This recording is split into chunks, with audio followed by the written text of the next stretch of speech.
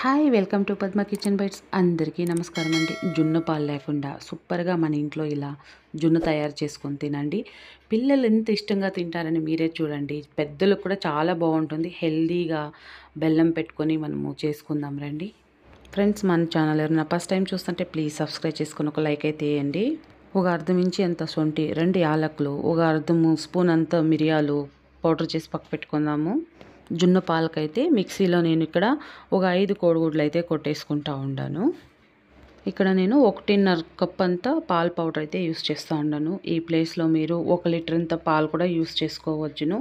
ఏ కప్పులో అయితే నేను పాల పౌడర్ యూస్ చేస్తూ ఉన్నాను అదే కప్పులో బెల్లము 1.25 కప్ అంత యూస్ చేస్తూ ఉన్నాను. అంటే అదే కప్పులో 1 కప్ అంతా వాటర్ పోసేసి మిక్సీకి వేసి ఎత్తుకుంటాము. మీకు స్వీట్ తక్కువ కావాలంటే 1 కప్ అంత వేసుకుంటే సరిపోతుంది.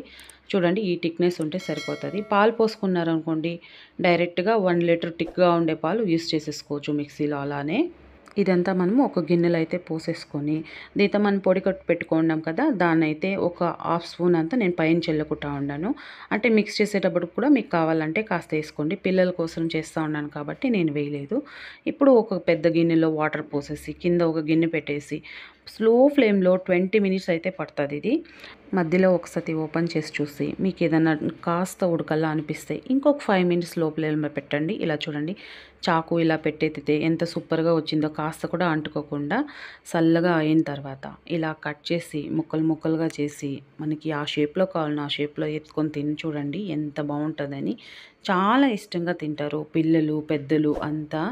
అలానే మన ఛానల్ ఎవరైనా ఫస్ట్ టైం చూస్తా అంటే ప్లీజ్ సబ్స్క్రైబ్ చేసుకొని ఒక లైక్ అయితే ఇవ్వండి. మీకు ఈ వీడియో కనుక నచ్చితే షేర్ కూడా చేయండి. Thank you for watching.